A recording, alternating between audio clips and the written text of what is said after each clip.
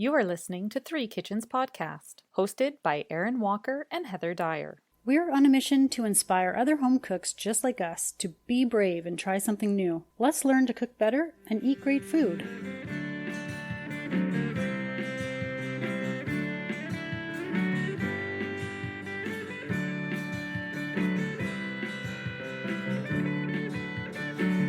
Welcome to Three Kitchens Podcast. We are Heather and Aaron. Hi, Aaron. Hello, Heather. How are you today? Well, I'm trying my best to get in the Christmas spirit. How about you? Yeah, it's slowly making its way into my life. It snowed. It snowed. We've officially shoveled. Yes. And that's really, beyond that. And that was it. So far. Yeah. Well, this will be coming out on Christmas Eve. So I'm hoping that at that time I will be Christmas hoe. Oh, I got my plaid on. See? You will be, oh, look at you. You will be Christmas hoe. I don't know. You can't just be hoe. You need to be a ho, ho, ho. Apparently my brain has already scheduled a vacation. Yes. As long as you're not a bah humbug. Yes. As they say. Or Grinch, whatever his tagline is. I don't really know. Since this does come out on Christmas Eve, and if you're cooking for Christmas, you probably already have everything planned and you're probably ready to go. So it might just be fun to have a conversation. Well, I hope that anyone who is cooking tomorrow is prepared and ready and not counting on us for ideas. Yeah, exactly. But if we're talking about traditions, some of these could carry on through the Christmas season. So there could be a little bit of inspiration there. Or maybe you want to just make a little note for next year to revisit the episode in advance if something sounds like something you want to add to your traditions. Yeah. So I found on National Geographic an article with Christmas dishes from around the world. And so I thought we'd just take a little look at a few of them and see what we think. So here's one. Denmark. They like pickled herring spiced with cinnamon, cloves, and sandalwood. I don't know about that one. Those are interesting flavors to have with a pickled fish. Yeah. There's a word, but I can't pronounce it. Julesild? Hey, this throws us back to the recipe that I made that was like cured. Oh, the pressed pork. Well, it also says here that jule frakost, I'm probably pronouncing that wrong, means is the word for Christmas lunch. Interesting. And this is in Denmark? Yes. Okay, because mine was a Norwegian. So maybe... Same. No, I'm just kidding. Don't come at me. Norwegian people. Same. You're up there. Up in that part of the world. Okay, let's go on and see what else we can find in this list. Philippines. Bibingka. Ooh, what is that? Bibingka is a doughy rice flour cake incorporating coconut milk, butter, and eggs. Sometimes topped with melted cheese, salted duck egg, grated coconut, cooked over hot coals in a clay pot lined with banana leaves. Oh, that sounds like it would be fun to make. I just finished reading a Filipino book that had a lot to do with food and culture, although it was around like a murder mystery, but it had so much food in it. And I was like, oh, I got to do some Filipino cooking. So yes. I'm going to say in the new year, that's on my list. I want it with that salted duck egg. That sounds fantastic. Okay, in India, in the state of Goa, which was colonized by Portugal, so they have a lot. There's a big Christian population there because the Portuguese Christians brought that to them. Okay, let's see what it says about. It's a spicy stew called sorpotel, and the dish consists of pork, including liver and heart, slow cooked in cinnamon, cumin, Kashmiri chilies, and then they eat it with a coconut liqueur infused rice cake with cinnamon, cumin. That just all sounds a bit interesting. Again, mix of. This is something that I really enjoy when we do take on Indian recipes. I had just mentioned last month that I got some local goat and went back and made the curry from Diwali, and the cinnamon was in there, the cloves were in there, and it just adds this amazing like mouth texture, Warmth and yeah, like it's it's almost got like an astringentness to it that gives you a mouthfeel afterward that's kind of like tingly, but not in the bad velvety carpet of your tongue way, as we've experienced in the extreme. But it does Uh-huh. something. It's like this, it's not only the flavor, it's this mouth feel. Cool. So Hmm. cool. Okay, Mexico. Let's look at this one. Ponche Navideño is a Christmas punch, which is an alcohol-free alternative to mulled wine. So you simmer fruits such as guava and apples with raw sugarcane, cinnamon, and hibiscus. Oh, that sounds delicious. There's Hmm. ponche con piquete, which is punch with a sting, where you add a splash of tequila or brandy to it. That sounds good, hey? Mm. Okay, let's pick one more and I'm going to randomly scroll and stop. Ooh, Germany, near and dear to our hearts. Now, here's a word with no How many phonetic. and how many letters does it have? Fuererzangenbowle. No, I have no idea. Fuererzangenbowl. It translates to fire tongue punch. No ordinary mulled wine, it says. The drink served in Christmas markets. Oh, I would die to go to Germany for Christmas markets. Wouldn't you? If you are in Germany, can you please take a video of yourself at a Christmas market and transport us there? Yeah, post it and tag us. We want to see it. Okay, so it starts as normal glühwein, which is the mulled wine. I did Okay. know that word, which is has orange peel, cinnamon, cardamom, and then they add rum-soaked sugar cone known as Zuckerhut, is set on fire over the wine, filling the spiced red liquid with drops of caramelized boozy sugar. So you know those little sugar cones. It's what I'm picturing that goes in Yeah, the Cafe de Olla, that same kind of like hard. the piloncillo. I'm guessing it's probably similar, right? It's called Zucker Hut, except they soak it in rum, then they light it on fire and let it melt into the drink. This sounds just like a fun experiment that we should I do. mean, Why not? Hey kids, who wants to light some sugar and rum on fire? why not? As long as you're not holding it with your fingers, you No, I hold it think with you some just tongs put or it on a something. spoon or something. And I'm Oh, making all okay. sort of questionable choices this year. Well, you are the Christmas host, so what are you going to do? Okay, there's lots more in this list if anyone's curious. It's a fun little look. It's on nationalgeographic.com. We'll link it in the show notes. How about that? That sounds good. Hi, listener. If you're into all the foodie things like us, you're probably scrolling food, photos, and videos on at least one of the social apps. Whichever social media app is your favorite, we're probably there too. Connect with us on Instagram, Facebook, YouTube, Threads, or TikTok, or all of them if you're as crazy as we are. Say hi and let us know what recipe you'd like us to tackle next. Links to our socials are in the show notes. Now, let's get back to the show. Okay, Erin, what are some of your Christmas food traditions? Let's go there. Christmas food traditions. One of my favorite memes I have seen says tradition, peer pressure from dead ancestors. And I Oh, thought, yeah. yeah, that's it. Because Mhm. food traditions aren't something that really, I have cookies that I like to make, and we discussed that a couple weeks ago. Mhm. We have our gingerbread house that maybe not every year, but we do like to whip one up. But I don't think I have a ton of other Christmas traditions. We set up our Christmas tree on December 1st, and then we usually celebrate with family. We do a gift exchange around the 24th to the 26th, somewhere in there. Those are really, it's really just about getting together with family and hanging out with each other and enjoying it. Mhm. How about you? I don't personally have a lot of traditions that I've maintained as an adult, but when I was a kid, my mom was big on some of those traditions that she liked to do every year, like Christmas Eve. She would make a fondue. She loved fondue. She was a woman of the 70s. I was going to You say know, that yeah. is a very generational tradition there. Yeah. So we'd usually have cheese and the hot oil. So basically, you're just deep frying bits of stuff in oil. Like, I mean, tasty, but like messy. Fondue sounds fun until you have to be around it.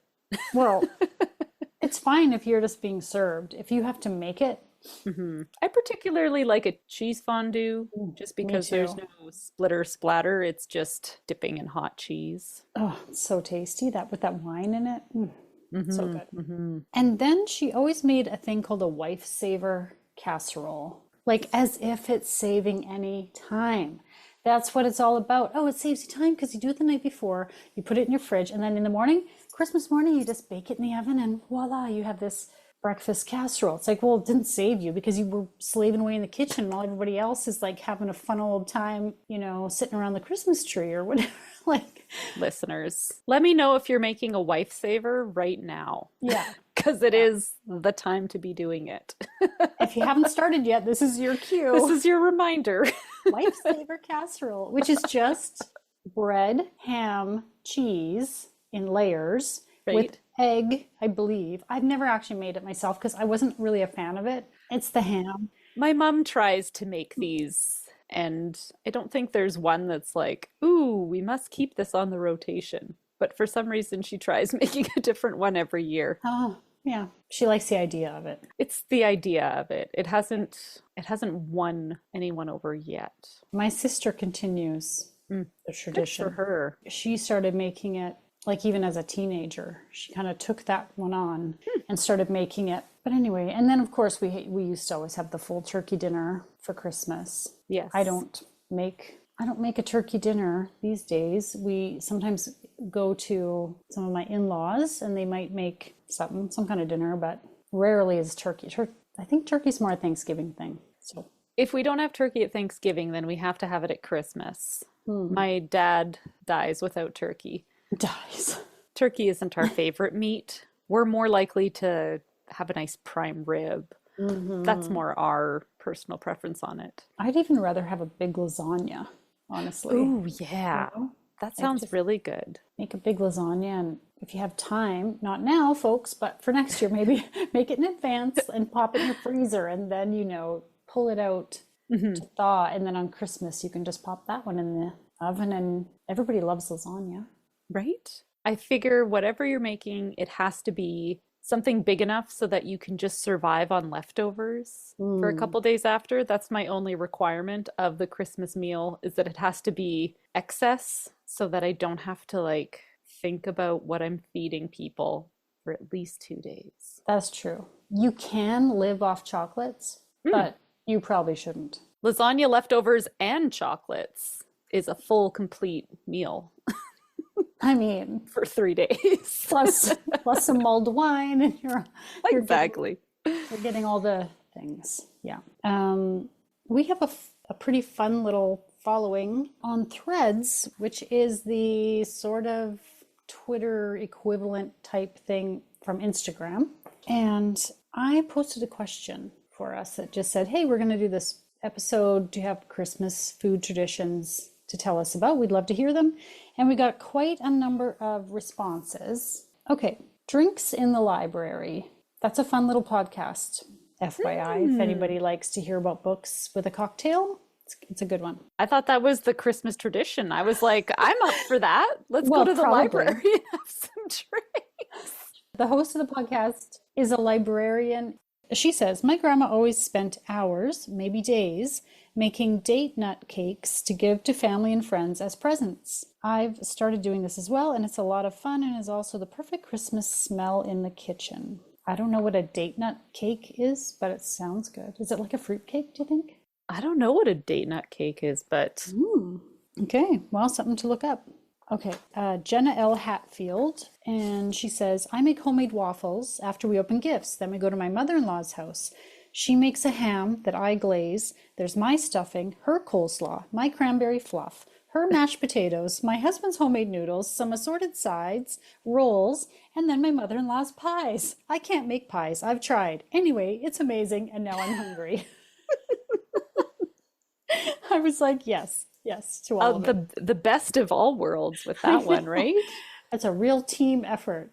Okay, Kelly underscore SH. Her granddad always insisted on a full breakfast. And so they went to a bakery that made kringle. And then when it went out of business, they found a recipe and she started making it herself. And I looked up a kringle just for you and I, Erin, and Okay, it good. looks it looks like a pastry. I think it was in the shape of a wreath, like probably Ooh. stuffed, kind of like strudel-esque looking. I didn't get deep into it, but I was like, I'm going to be looking into that more later because it looked delicious. So it's like a stuffed dough shaped in a I think ring. so. Yeah. And here I am Ooh.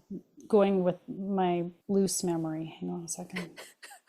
Okay, it's a Northern European pastry. Oh, it's a variety of a pretzel, and it's filled with like a jam and has icing on top. Looked like a soft pretzel dough, maybe. Ooh. Looks good. I like that they liked it so much that they went through the effort of trying to recreate the recipe at home. I know. That's a fun tradition. They must have loved it. Okay, someone named T. Figlio says, we have had eggs Benedict with my mother's mock hollandaise sauce that, as a child, I thought was holiday sauce because that's when we ate it. I thought that was cute. Make me some holiday sauce. I love kidisms like that. Okay, here's a French username, La Caverne des Loups. I hope I've said that right. Christmas Eve is tourtière, which, as we know, is a French Canadian meat pie, Yes. and raclette, which, if you're Oh, familiar with yes. raclette, is like, oh, I was just thinking that when you talked about I know, fondue, I it's was right like, up there with ooh, fondue, right? raclette is like the easy Yeah. fondue with the Mm, brioche bread on the side.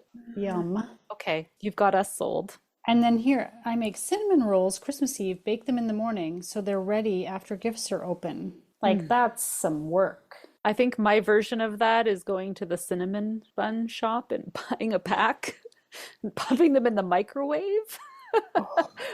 They also say that dessert is a bûche de Noël, which is a Yule log, Ooh, a rolled cake, which, stay tuned for stay some tuned. Yeah. bûche de Noël Bûche de Noël. Aaron's going to experiments try it. that are happening in my house. The Susanito says Christmas brunch equals homemade cinnamon rolls and Mexican baked eggs. I'm like, I need to go and find out what Mexican baked eggs are because that Is sounds. that huevos rancheros? I thought it was like Mexican shakshuka. Yeah, like a tomato sauce and bean and thing in a pan, and then you crack your eggs in it. Okay, that looks like what Mexican baked eggs are. Oh, you're right. Except you put it on a tortilla. It's so This, funny how we can relate these yeah. things all over the world. I'm sure somebody is insulted, like, oh, Mm. I can't believe you called that a.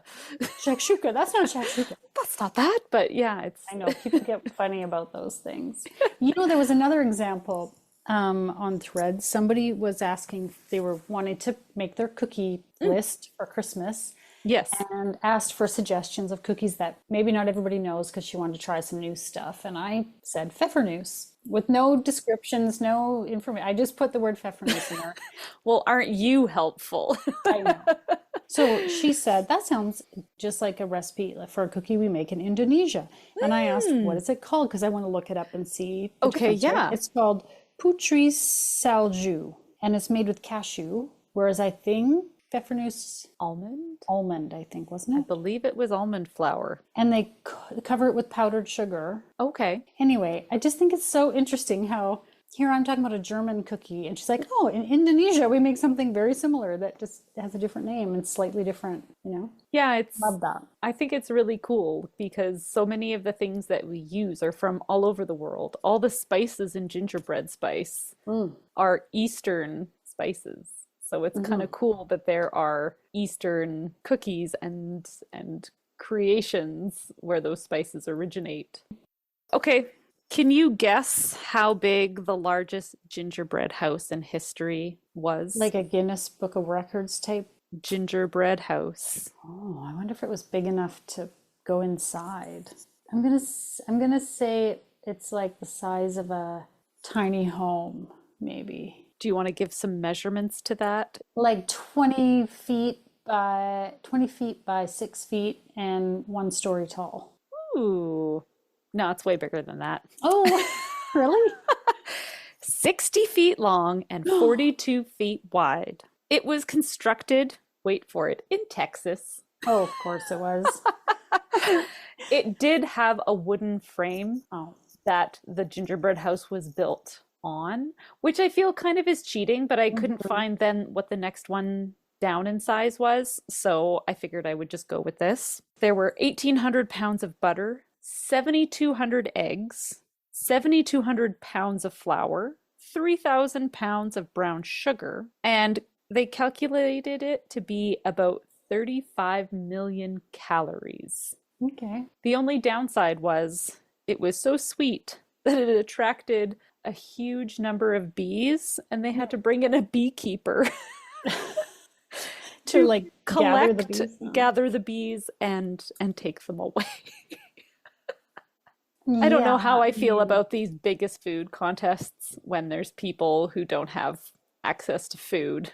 I feel a yeah. little bit jaded Like about celebrating it. maybe if they could have made it inside in like a warehouse and then actually cut it up and fed it, like given it to people to eat. If you're going to make something big and ridiculous out of food, you then have to feed people with it. I feel like it Mm, shouldn't qualify for any of these records unless it feeds people. yeah, Because just exactly. because it's made out of food ingredients doesn't mean it was actually edible. Yeah. And I What think do you you're right think? about the wooden frame because that's not edible. Yeah, that's So not it shouldn't be edible. part of it. Yeah, exactly. Hmm. So Yeah, I think that's cheating. I think that's cheating, but let's not upset Texas. So congratulations, guys. Yay You for did it. you. You got something else big, along with your hair and your donuts. When we were kids at school, we sometimes got Texas donuts. Yeah, Texas Donut Day. That was And they, I don't know now, but as a child, I remember thinking they were really big. I don't know yeah, if I would think that now or if it's just that and a 10-gallon proportionate. hat, right? Yeah, that's true. Okay. Yesterday I was sitting at the stoplight Hmm. and a gentleman with a large beard and his wife with very white curly hair were dressed up as Santa and Mrs. Claus in their truck, just like Oh, driving around. I was like, man, that's gonna make some kid's day. Santa's cute. just out getting his groceries or getting an oil change because An oil change. Well, it's too early to be going to Christmas parties. it's a little bit too early, A but little yeah, bit. this guy was full Santa garb and they were like, truck seat, ho, ho, ho. That's cute. I thought that was really sweet. Hmm. Okay, Merry Christmas, everyone. We hope that your holidays are happy and Hmm.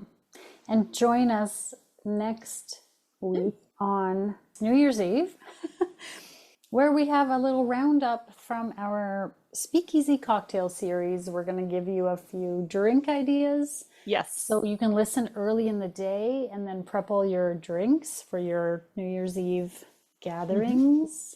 I've got a couple drinks in there too that I think you might want to prep the ingredients for your day after recovery. Might cure some of the ailments of the drinks the day Oh, before. yep, that'll be Wonderful. fun. So Yeah. tune in. And now for the fine print. Links to recipes and other things we talked about in this episode can be found in the show notes or on our website, www.threekitchenspodcast.com. Come say hello on Instagram, Facebook, Threads, YouTube, and TikTok. We'd love to connect. And if you enjoy the show, pass it on. Word of mouth is the #1 way people learn about new podcasts. Thank you so much for listening. Mike Tyson's bare butt just went by. Okay.